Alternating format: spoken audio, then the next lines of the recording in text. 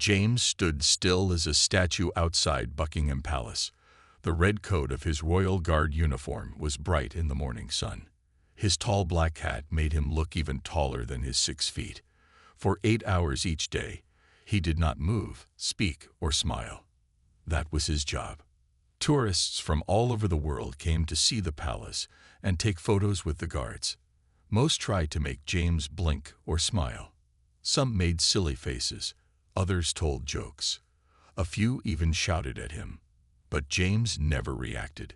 He stared straight ahead, face blank, body frozen. Behind his still face, James thought about many things. He thought about his family back home in a small town. He thought about his dog, Max, who his sister was taking care of. He thought about his dreams of traveling the world one day. No one who took photos with him knew these thoughts. To them, he was just part of London, like Big Ben or the red phone boxes. James had been a royal guard for 3 years now. At first, it was exciting. He felt proud to protect the Queen and be part of something so important. But now, most days felt the same. Wake up at 5 a.m., put on the uniform, stand still for hours, go home, sleep, start again. Look at him. He's not real. A little boy shouted, pointing at James. The boy's mother laughed and took a photo. Of course he's real, Tommy. He's just very good at his job, she said, pulling her son away. James felt a small twinge in his heart. Sometimes he wondered if people forgot he was human. Under the uniform was a person with feelings, dreams, and a life. But his job was to be invisible in plain sight. The crowd was bigger than usual today. Tourist season was at its peak. Hundreds of people moved around him like water around a rock. Their cameras flashed. Their voices blended into a constant buzz. James kept his eyes fixed on a point in the distance, as he had been trained to do. Then, in the sea of moving faces, one stood still. A woman with curly brown hair. She wasn't taking photos or trying to make him laugh. She just stood there, watching him with curious eyes. When most people looked at him, they saw a uniform. But the way this woman looked at him was different. It was like she was trying to see the person inside. For a split second, their eyes met. James shouldn't have looked directly at her, but something made him break the rule. In that brief moment, he felt a strange connection. Then he quickly looked away, back to his fixed point in the distance, but he could still feel her watching him. The woman stayed for almost an hour, just observing. No camera, no silly attempts to make him react, just quiet observation. When she finally walked away, James felt oddly disappointed. In a job where each day was the same as the last, this had been different. This had been interesting. As the sun began to set and his shift neared its end, James wondered if he would ever see the woman again. In a city of millions, with tourists coming and going each day, the chances were small. Still, as he marched away at the end of his duty, he found himself hoping she would return. The next day was rainy. Water dripped from the edge of James's tall black hat. His red uniform grew dark with moisture. On days like this, fewer tourists came. Those who did hurried past with umbrellas and raincoats, taking quick photos before seeking shelter. James didn't mind the rain. It made his job easier. Fewer people meant fewer distractions. The wet uniform was uncomfortable, but he was used to standing still through all types of weather. As noon approached, the rain fell harder. Thunder rumbled in the distance. Most tourists had disappeared, seeking dry places to eat lunch or visit indoor attractions. James stood alone, water running down his face. Then he saw her again. The woman with the curly brown hair. She walked toward him, holding a large black umbrella. Unlike yesterday, she carried a small bag today. She stopped a few feet away from him, just as she had before. Her eyes met his for a moment. James kept his face blank, but inside, he felt a spark of surprise. She had come back, even in this terrible weather. Why? What was she looking for? The woman opened her bag and took out a small notebook and pencil. She began to draw. James couldn't see what she was drawing, but he had a good guess. Many artists came to sketch the palace and the guards. Usually, they stood farther away, capturing the whole scene. This woman stood close, her eyes moving between her paper and James's face. For 2 hours, she stood there drawing. The rain slowed to a drizzle, but she kept her umbrella up. She didn't seem to care about getting the perfect tourist photo or seeing other London sights. All her attention was on her drawing. And on James.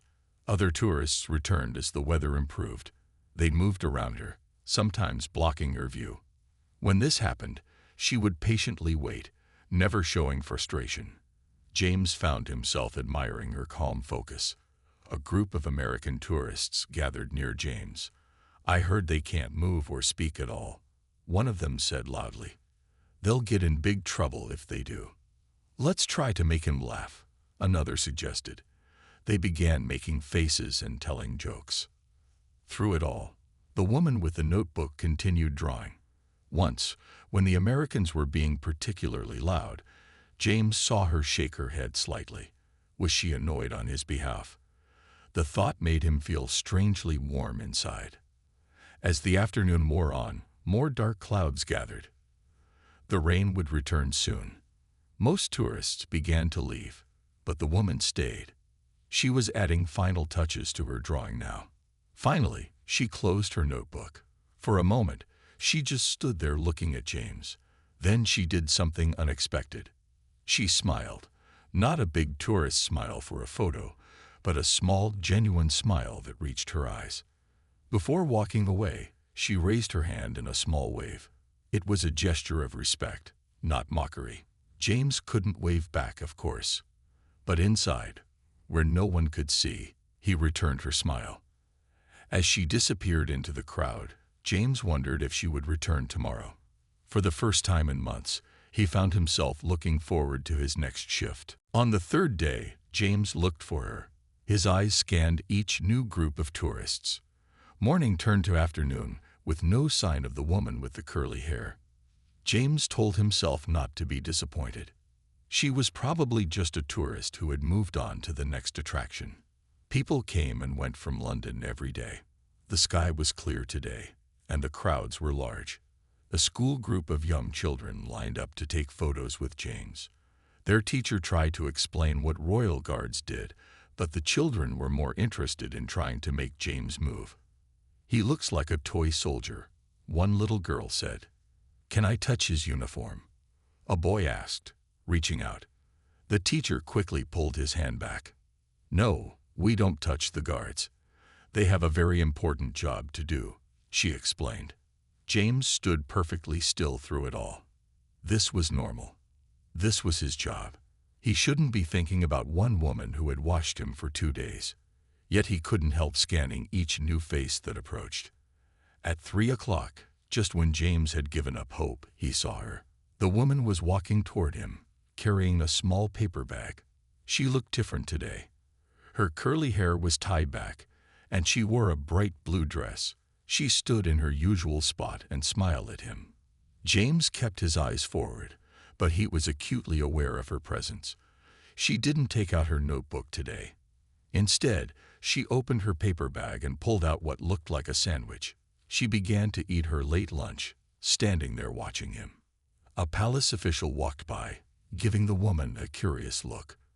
Tourists usually didn't stay in one spot for so long, but she wasn't doing anything wrong, so he moved on. After finishing her sandwich, the woman took something else from her bag. It was a small paper cup with a lid, coffee or tea, James guessed. She sipped it slowly. Then, to James's surprise, she pulled out a second cup. She looked around carefully, then stepped forward. "I know you can't drink this now," she said quietly, her voice soft with an accent James couldn't place. "But your shift ends at 4, right? I'll leave it here."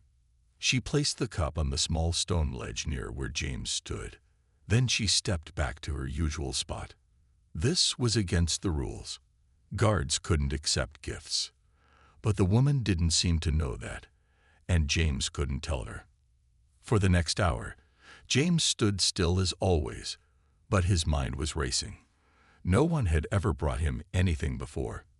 Tourists took photos, made jokes, sometimes even mocked the guards. But they didn't bring coffee. They didn't see guards as real people who might be tired or thirsty. When the clock finally struck 4, the changing of the guard began. James marched away with the other guards, following the strict ceremony they performed each day. The coffee would be gone by the time he returned to the spot as a regular person. The palace staff would have removed it. But as he marched, he noticed the woman following at a distance. She was watching the guards enter the palace grounds. And James realized she was waiting to see what would happen next. Inside the palace grounds, away from public view, James and the other guards could finally relax. They removed their tall hats and loosened their tight collars. "Another day done," said Thomas, a guard who had been serving for 10 years. "Anything interesting happen on your watch?" "No," James replied automatically. Then he paused. "Actually, there was a woman. She left me a cup of coffee." The other guards laughed. "A coffee? That's new," Thomas said. "Usually they just try to make us laugh or get angry when we don't." "What did you do with it?" asked another guard named William. "Nothing. I couldn't move, could I?" James said. "It's probably been cleared away by now." But he couldn't stop thinking about it, or about her. Why would a tourist bring coffee to a guard? Why had she come 3 days in a row? And why did she seem so different from other tourists? After changing into his regular clothes, jeans and a simple blue shirt, James took a different exit from the palace grounds. Usually, he went straight to the tube station to go home. Today, he found himself walking back toward his guard post. The woman was still there, sitting on a bench nearby. She was reading a book, occasionally looking up as if waiting for someone. When she saw James, her eyes widened slightly. She closed her book. James walked over to her, feeling strangely nervous. Up close, he could see her eyes were green with flecks of gold. Her curly hair had small streaks of red mixed with the brown. "You brought me coffee," he said simply. She smiled. "I didn't know if you'd come back for it. I'm not supposed to accept gifts while on duty." "Oh." Her face fell. "I'm sorry. I didn't know." "It's okay," James said quickly. It was nice. Different. No one's done that before. "I'm Emma," she said, holding out her hand. James. He shook her hand. It was small and warm in his. "Would you like to get coffee now?" Emma asked. "Since you couldn't have the one I brought." James should say no. He should go home, rest, prepare for tomorrow's shift. But instead, he heard himself say, "Yes, I'd like that." They walked to a small cafe 2 streets away from the palace, away from the main tourist areas. It was quiet and half empty. They sat at a table by the window. "So," Emma said after they had ordered, "what's it like to stand still for 8 hours a day?" "Hard on the legs," James replied with a small smile. "But you get used to it. Do you like it, being the guard?" James thought about this. No one had asked him that question in a long time. Most days, yes, it's an honor to serve. But sometimes what? Emma asked when he didn't continue. "Sometimes it's like I disappear. People look at the uniform, not the person wearing it." Emma nodded slowly. "That's what I noticed. That's why I kept coming back. All those tourists treating the guards like attractions, not people. I wanted to see the person." "Why?" James asked, genuinely curious. "I'm a writer," Emma explained. "I'm working on a book about people whose jobs make them invisible. Hotel maids, night security guards, street cleaners. People we see but don't really see." James felt both disappointed and intrigued. So she had been watching him for her book. It wasn't personal after all. Yet he found himself wanting to know more. "And what have you learned so far?" he asked. Emma smiled. "That everyone has a story worth hearing, including royal guards who look like statues but notice everything." The next morning, James stood at his post feeling different. For the first time in years, he found himself looking forward to the end of his shift. Emma had said she would come again today. "I want to hear more about your job," she had said as they parted last night. "If that's okay." James had nodded. "I finish at 4. Now, as tourists moved around him in the usual way, James saw them differently. Each person had a story, just as he did. Each was more than what they appeared to be on the surface. A family stopped in front of him. The father lifted his small daughter to stand beside James for a photo. The little girl looked up at him with wide eyes. "Is he a real person, Daddy?" she asked. "Yes, honey. He's a real person doing a very important job." James felt grateful for this father's simple, respectful explanation. Sometimes adults were worse than children, treating the guards like toys or robots. The morning passed slowly. James found himself checking the time more often than usual. At noon, he saw Emma approach. She carried her notebook again today.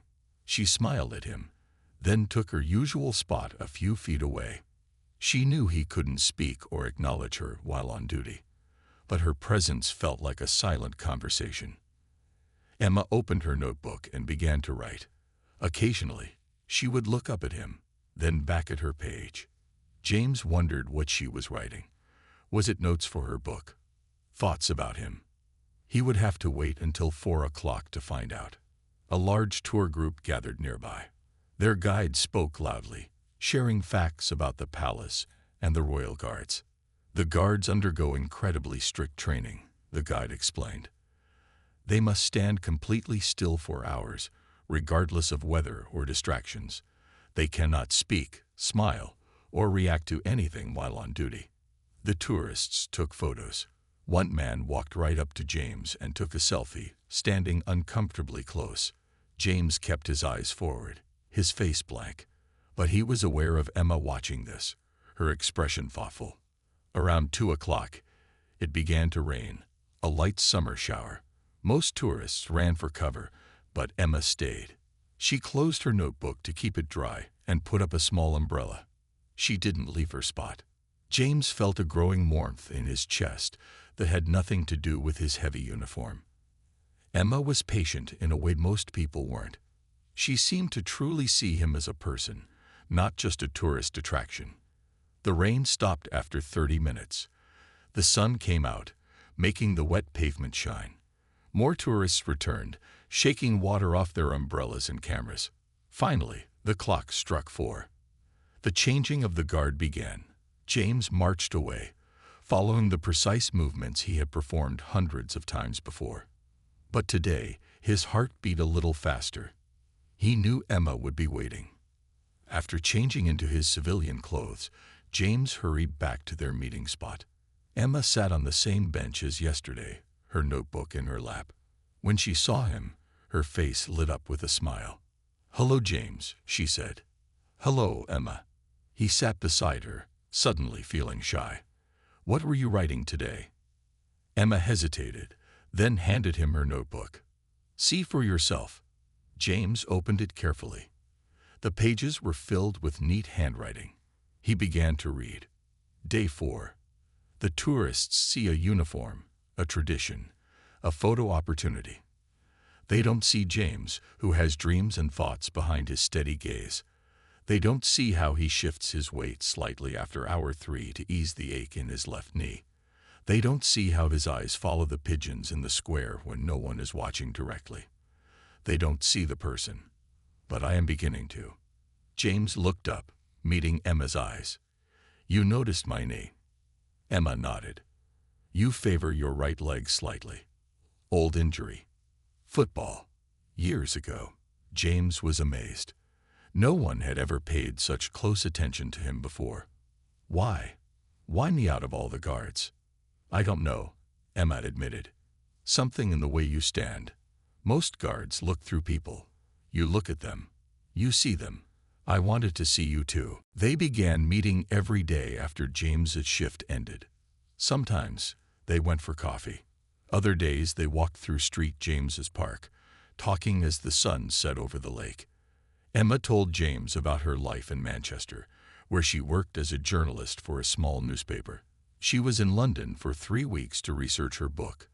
"I'd always been interested in invisible jobs," she explained one evening as they sat on a park bench, feeding crumbs to the ducks. "The people who make our world run smoothly but never get noticed. And royal guards fit that category." James asked. "In a way, yes. Everyone sees you, but they don't really see you. It's a different kind of invisibility." James nodded slowly. "I never thought of it that way, but you're right. We're visible and invisible at the same time." Today was Friday, and James had the weekend off. As they walked back toward the tube station, he gathered his courage. "Would you like to see more of London tomorrow? I could show you places tourists don't usually visit." Emma's face brightened. "I'd like that very much." They met the next morning at a small cafe in James's neighborhood, far from the tourist centers. James wore casual clothes, jeans and a green sweater. Emma looked different too, in a simple dress and jacket. "Where to first?" Emma asked after they finished breakfast. "Somewhere special," James replied with a smile. He took her to Postman's Park, a hidden garden in the city. There, mounted on the walls, were ceramic plaques honoring ordinary people who had died saving others. Mary Rogers, stewardess of the Stella, March 30, 1899. Self-sacrificed by giving up her life belt and voluntarily going down in the sinking ship. Emma read aloud from one plaque. "These are amazing, James. I never knew this place existed." "Most Londoners don't even know about it," James said. "These people were ordinary, not famous, not rich. But they did extraordinary things." Emma touched his arm gently, like standing guard for 8 hours a day without moving, protecting a tradition centuries old. James felt his face grow warm. "That's different. I'm just doing my job." "A job that matters," Emma said firmly. "A job that's part of something bigger than yourself."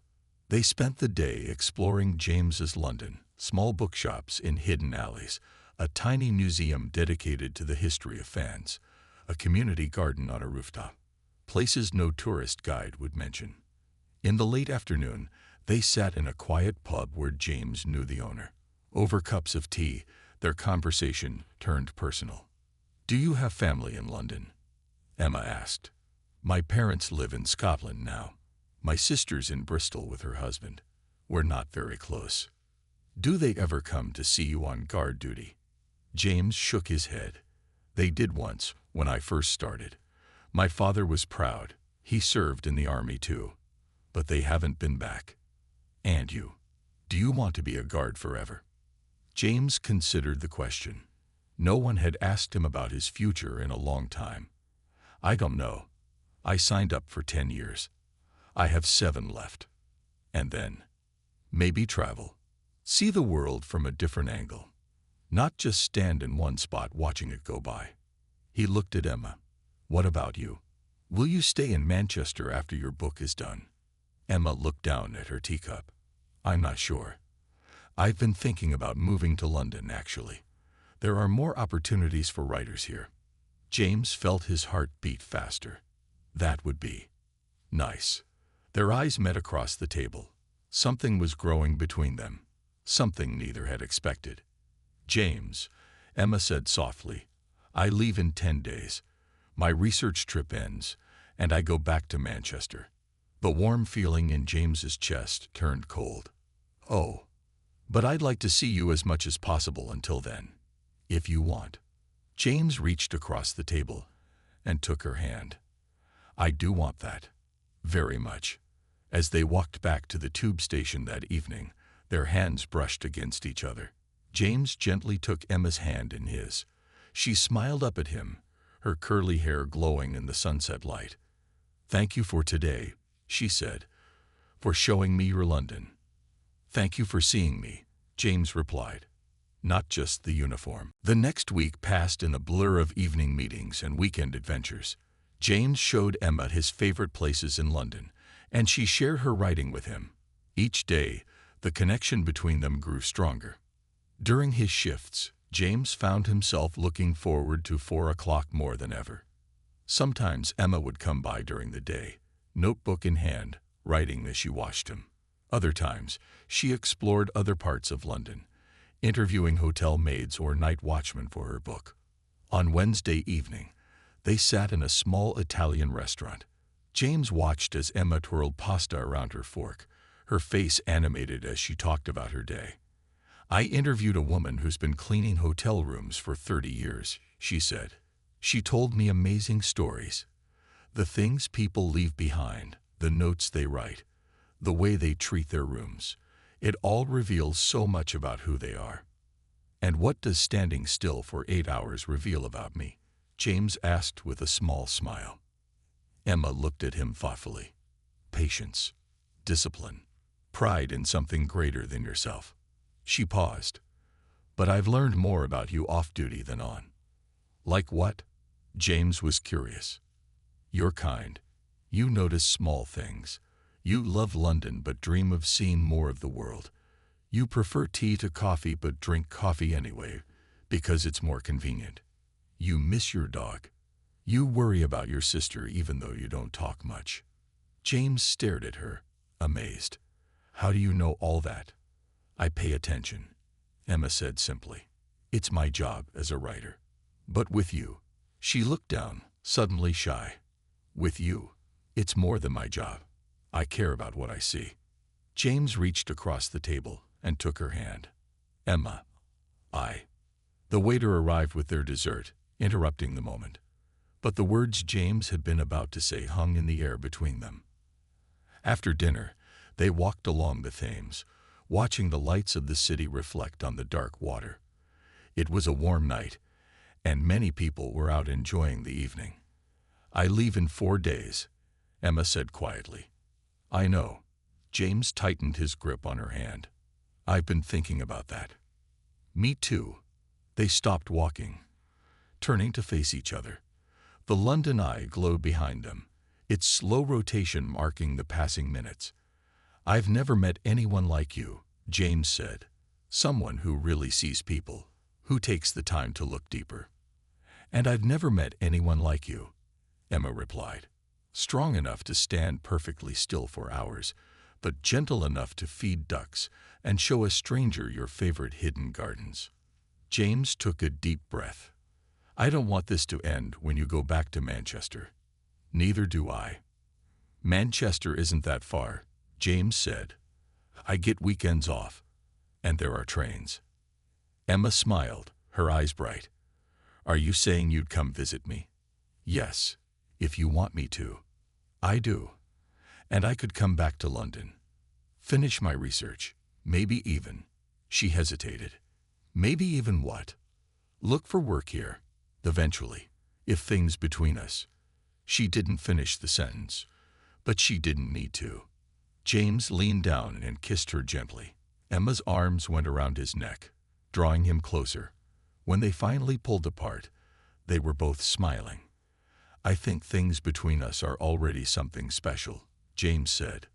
They walked back to the tube station hand in hand, making plans for the remaining days before Emma's departure. Both knew that what had started as a writer observing a royal guard had become something much deeper. That night, as James lay in bed, he thought about how differently his life had turned out from what he had expected. 3 weeks ago, he had been just another guard, doing his duty day after day. Now he had met someone who made him think about the future in new ways. Someone who saw him clearly, both in uniform and out of it. For the first time in years, James felt truly seen. The last few days before Emma's departure went by too quickly. They spent every moment they could together. On Saturday, James took her to Greenwich, where they stood on the prime meridian with one foot in the eastern hemisphere and one in the western. "This is how I'll feel when you leave," James said, "split between two places." Emma squeezed his hand. "It's not forever. Just for now." On Sunday, they visited Kew Gardens, walking among exotic plants and massive greenhouses. They talked about their childhoods, their dreams, the books they loved. Each piece of shared information was like a bridge building between their separate lives. Monday was James's day off. but Emma had interviews scheduled for her book. They met for a late dinner, both tired but happy to see each other. "I interviewed a night bus driver today," Emma told him over curry at their favorite Indian restaurant. "He told me the most incredible stories about the people he sees between midnight and dawn." "Your book is going to be amazing," James said. "When will it be finished?" "First draft in about 6 months, if all goes well. Then probably another year of editing before publication. I want the first signed copy." Emma smiled. "You'll get it, along with a special acknowledgement." As they walked back to Emma's hotel that night, a light rain began to fall. James gave Emma his jacket to keep her dry. The gesture felt both simple and significant. "2 more days," Emma said softly as they reached the hotel entrance. "I know." James pulled her close. "But it's not goodbye. It's just until next time." They had made plans. James would visit Manchester the following weekend. Emma would return to London in a month to conduct more interviews. They would call and text every day. Tuesday was James's last shift before Emma left. As he stood at his post, he saw her approach at her usual time. She carried her notebook and a small bag. She took her familiar spot and began to write. After an hour, Emma closed her notebook and took something from her bag. A small package wrapped in blue paper. She placed it carefully on the stone ledge near James, just as she had done with the coffee that first day. Then she touched her heart, smiled at him, and walked away. James couldn't move to take the package, of course, but his eyes followed Emma until she disappeared in the crowd. 4 o'clock couldn't come soon enough. When his shift finally ended, James hurried to retrieve the package before changing out of his uniform. Inside was a small leather-bound notebook with his initials stamped on the cover. A note was tucked inside. "For your own stories and thoughts when we're apart. See you at 7. Love, Emma." James changed quickly and rushed to meet Emma at their favorite cafe. She was waiting outside, her curly hair shining in the evening sun. "Do you like it?" she asked, nodding at the notebook in his hand. "It's perfect. Thank you." He hugged her tightly. "What should I write in it first?" "Whatever matters most to you," Emma replied. They spent their last evening together walking through the city, stopping at places that had become special to them over the past 2 weeks. The bench where they had first talked. The cafe where they had shared their first real conversation. The spot by the Thames where they had kissed. "I'm going to miss you," Emma said as they stood looking at the water. "I'll be in Manchester on Friday evening," James reminded her. "Just 3 days from now." "I know, but I'll still miss seeing you tomorrow." James pulled her close. "I've spent 3 years being seen but not seen.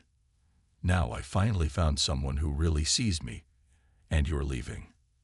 "Not for long," Emma promised, "and not forever." As they said goodnight outside Emma's hotel, their kiss held both sadness and hope. This was an ending, but also a beginning. "I'll call you tomorrow after your train arrives," James said. "And I'll be waiting at the station on Friday," Emma replied. Their hands stayed linked until the last possible moment, fingers stretching to maintain contact as they pulled apart. Wednesday morning felt strange for James. For the first time in 2 weeks, he knew Emma wouldn't be at his post watching him. As he stood guard, tourists came and went as always. But now, James saw them differently. He wondered about their stories, their lives, the invisible parts of who they were. Emma had changed how he saw the world. During his lunch break, his phone buzzed with a message from Emma. "Arrived in Manchester. Missing London already. Missing you more." James smiled as he typed his reply. "Missing you too. The palace feels empty without you watching." That evening, they talked on the phone for hours. Emma told him about returning to her small flat, about the stack of work waiting at her newspaper office, about how strange it felt to be back in her normal life. "Everything looks the same," she said, "but I feel different." "I know exactly what you mean," James replied. Thursday dragged by slowly. James counted the hours until his Friday shift ended, when he would catch the train to Manchester. He had already packed a small bag and bought his ticket. That night, he opened the notebook Emma had given him. What should he write first? After thinking for a while, he began. I stood still for 3 years, watching the world move around me. Then someone stood still long enough to really see me, and suddenly, I was the one moving forward. Friday was the longest shift of James's life. Each minute felt like an hour. Every time he checked the clock, it seemed to have barely moved. Finally, 4 o'clock arrived. James changed in record time and raced to catch his train. As the countryside flashed by outside the window, he felt both nervous and excited. This was the first time he had left London in over a year. When the train pulled into Manchester Piccadilly station at 7:30 p.m., James's heart was beating fast. He stepped onto the platform, scanning the crowd for Emma's familiar curly hair. There she was, waiting by the exit. When she saw him, her face lit up with a smile that made James's heart skip. He walked quickly toward her, his bag forgotten in his hand. They met in the middle of the platform, Emma throwing her arms around his neck. James lifted her off her feet in a tight hug. Around them, travelers hurried past, but for a moment, they were the only two people in the world. "You're here," Emma said when he finally set her down. "You're really here." "I told you I would be," James replied, touching her face gently. "Royal guards keep their promises." Emma took his hand and led him out of the station. "I want to show you my Manchester, the way you showed me your London." Over the weekend, Emma took James to her favorite places: the small cafe where she wrote on Sunday mornings, the bookshop with the friendly cat, the park where she walked when she needed to clear her head. James met her friends, saw her tiny flat with its wall of books, learned the rhythms of her life here. On Sunday afternoon, they sat in Emma's living room, talking about the future. James's train back to London would leave in a few hours. "I've been thinking," Emma said, curled up next to him on her small sofa, "about us. About London and Manchester." "What about them?" James asked, his arm around her shoulders. "My newspaper is opening a London office. They're looking for writers to transfer there." James sat up straighter. "Are you saying?" "I'm going to apply for a transfer," Emma said. "It would be perfect for my book research anyway." "And for us," James added, his heart feeling suddenly light. "And for us," Emma agreed with a smile. "When would you know?" "A month, maybe 2. But I think my chances are good." James pulled her closer. "So we could be in the same city." "We could." Emma laid her head on his shoulder. "Would you like that?" "More than anything." As they kissed, James thought about the strange path that had brought them together. If Emma hadn't decided to watch the royal guards for her book, if she hadn't noticed him specifically, if she hadn't stayed to really see him, none of this would have happened. Later, as they walked to the train station hand in hand, Emma said, "You know, I never expected this when I started watching royal guards for my book." "What did you expect?" James asked. "Just research, information, maybe some interesting observations about how people behave when they think no one is looking." She squeezed his hand. "I didn't expect to find someone worth looking at for the rest of my life." James stopped walking and turned to face her. "Is that what you want? To look at me for the rest of your life?" Emma's eyes were steady on his. "Yes, I think it is." "Good," James said simply.